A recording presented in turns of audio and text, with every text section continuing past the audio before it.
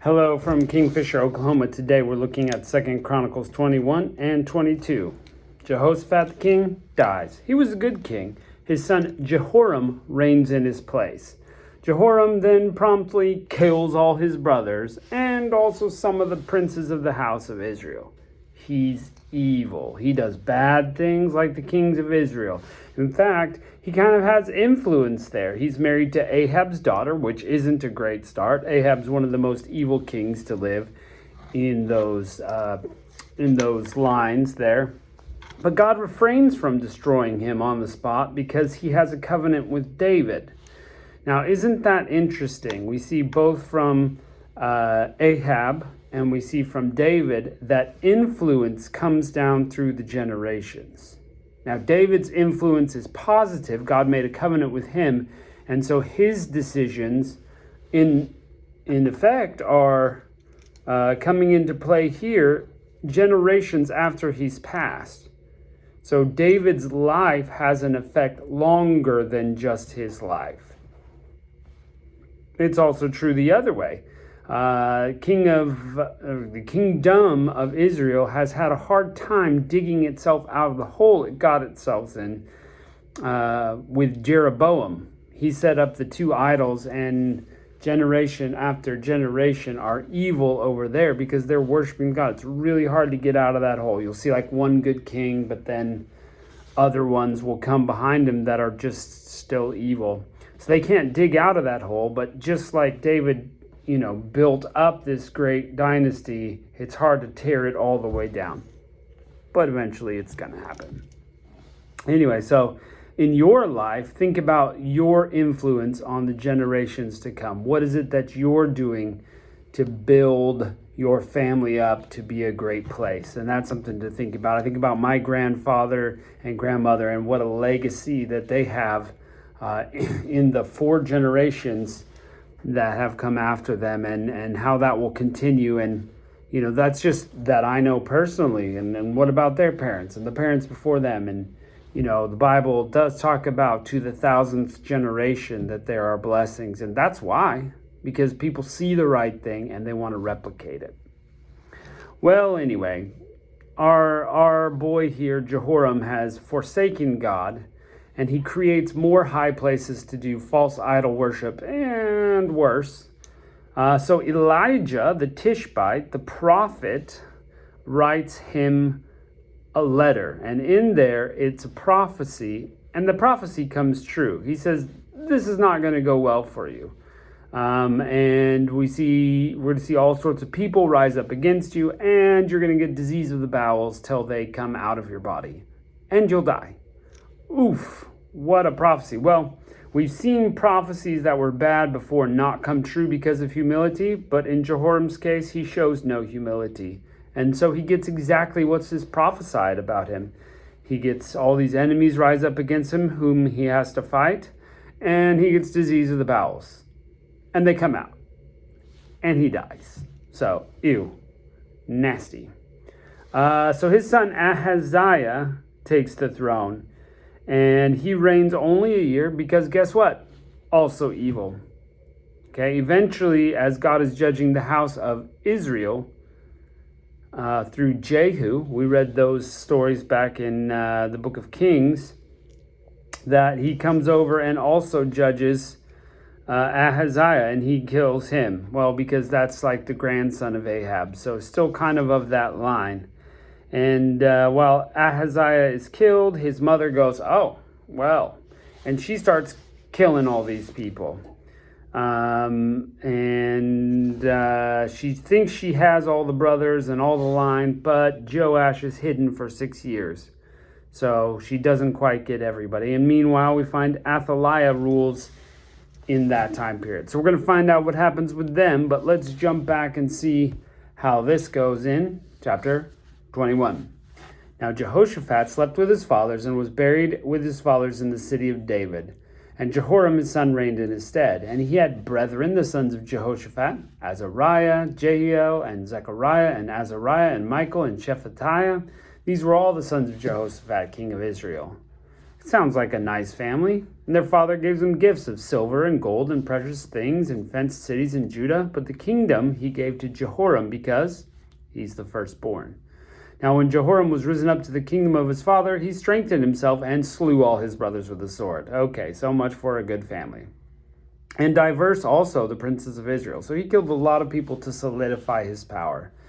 Common practice if you read history at all, but that doesn't mean it's the right thing. And in my mind, as we're reading through this, you see the good kings like David didn't have to do that kind of stuff. But then the farther down you go, the farther away from God, the more messy it becomes. And that's true for us as well, though we're not kings. Jehoram was 32 years old when he began to reign, and he reigned 8 years in Jerusalem. He walked in the way of the king of Israel, as did the house of Ahab. For he had a daughter of Ahab to wife, and he wrought that which was evil in the sight of the Lord. Howbeit the Lord would not destroy the house of David, because of the covenant he made with David, and his promise to give a light to him and his sons forever. And God promises, he doesn't change. In his days the Edomites revolted from under the dominion of Judah and made themselves a king. Jehoram went forth with his princes and all his chariots about him, and rose up by night, and smote the Edomites which compassed him in, and the captains of the chariots. So the Edomites revolted under the hand of Judah unto this day. The same time also did Libnah revolt from under his hand, because he had forsaken the Lord his fathers. Now this is what blew my mind a little bit, that little phrase there. Okay. The Edomites were able to revolt not because of what they were doing, but because of the disobedience of King Jehoram. God allowed it to happen because he was disobedient. So he gave freedom to these people out from the hand of Judah, not on their own merit, but because of the evilness of the king. Interesting. I mean, maybe the reason's a lot deeper than that, but goodness, that's pretty crazy. That's pretty crazy. Some long-reaching ramifications there. Moreover, he made high places in the mountains of Judah, and caused the inhabitants of Jerusalem to commit fornication, and compelled Judah thereto. So, not good. And there he came writing to him from Elijah the prophet, saying, Thus saith the Lord God of David thy father, because thou hast not walked in the ways of Jehoshaphat thy father, nor in the ways of Asa king of Judah, but has walked in the way of the king of Israel, and has made Judah and inhabitants of Jerusalem go whoring, like to the whoredoms of the house of Ahab, and also hast slain thy brethren of thine house, which were better than thyself. Behold, a great plague of the Lord will smite thy people, and thy children, and thy wives, and all thy goods. So not only is he physically going to get sick, but his people are going to have problems, and his stuff is going to go away.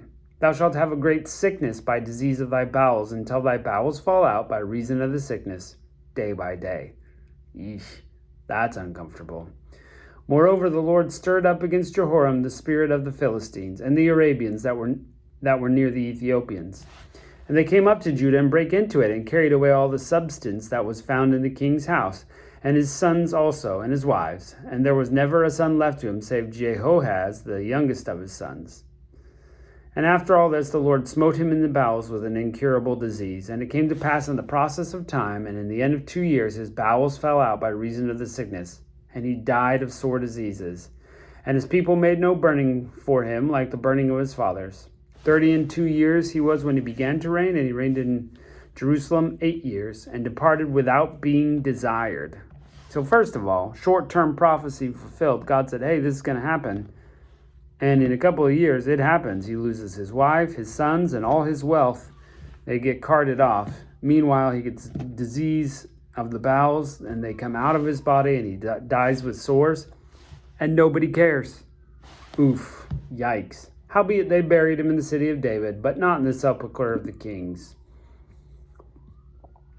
Chapter 22. The inhabitants of Jerusalem made Ahaziah his youngest king in his stead, for a band of men that came with the Arabians to the camp had slain all the eldest. So Ahaziah, the son of Jehoram, king of Judah, reigned. 42 years old was Ahaziah when he began to reign, and he reigned 1 year in Jerusalem. His mother's name was Athaliah, the daughter of Omri. And he also walked in the ways of the house of Ahab, for his mother was his counselor to do wickedly. Ugh. Goodness. Yeah, everything's going so well. Why don't we encourage him to do more of the same and see how that works? You know, that's the stupidity of mankind for you. Wherefore he did evil in the sight of the Lord, like the house of Ahab, for they were his counselors after the death of his father, to his destruction. He also walked after their counsel, and went with Jehoram, the son of Ahab, king of Israel, to war against Hazael, king of Syria, at Ramoth Gilead. And the Syrians smote Joram. By the way, I would also say the Bible's pretty clear that you need godly counselors around you to tell you what's good. If you have people that are not godly around you, do not listen to advice from them. No, that's not going to work out well for you. Hey, if you don't have people that you can trust, go to the Bible, search through it, and find your advice there, because spend some time in prayer that God will show you what to do, because you cannot afford to build your life on somebody who doesn't have a relationship with God. They don't know what they're talking about. And he returned to be healed in Jezreel because of his wounds that were given to him at Ramah. And he fought with Hazael, king of Syria, and Azariah, the son of Jehoram, king of Judah, went down to see Jehoram, the son of Ahab, in Jezreel, because he was sick. And the destruction of Ahaziah was of God by coming to Joram. For when he was come, he went out with Jehoram against Jehu, the son of Nimshi, whom the Lord had appointed to cut off the house of Israel. So remember that Jehoshaphat was criticized for making an alliance with evil King Ahab. Here's Ahaziah doing it. He's making another pact with an evil man. So Jehu, though he's not a great person, is going to destroy Ahab's house, and Ahaziah caught in the crossfire. It came to pass that when Jehu was executing judgment on the house of Ahab, they found the princes of Judah and the sons of the brethren of Ahaziah that ministered to Ahaziah, and he slew them. And he sought Ahaziah, and they caught him, for he was hid in Samaria. And he brought him to Jehu, and when they had slain him, they buried him, because they said, he's the son of Jehoshaphat, who sought the Lord with all his heart. So the house of Ahaziah had no power to keep still the kingdom. But when Athaliah, the mother of Ahaziah, saw her son was dead, she arose and destroyed all the seed of the royal house of Judah. But Jehoshabeth, the daughter of the king, took Joash, the son of Ahaziah, and stole him from among the king's sons that were slain, and put him and his nurse in a bedchamber. And Jehoshabeth, the daughter of the king Jehoram, the wife of Jehoiada the priest, for she was the sister of Ahaziah, hid him from Athaliah, so that she slew him not. And he was hid in the house of God for 6 years, and Athaliah reigned over the land. So, nothing like a sister that's going to look out for you. So, good job, sister. Make sure you look out for me. But yeah, God keeps this going, not for their benefit, because they're crazy, but for the benefit of David and his faithfulness. Really what it is God is saying, I made a pact, I made a covenant, and I'm going to uphold my end even if you don't. And we're glad, because you know what? We're sinners too. God says he'll give us forgiveness, but that's what he said he would do. So when he gives us forgiveness, that's really upholding his promise, not because we deserve it. So anyway, get your life right, follow Jesus, that'll help. And thanks for joining us. We'll catch you next time.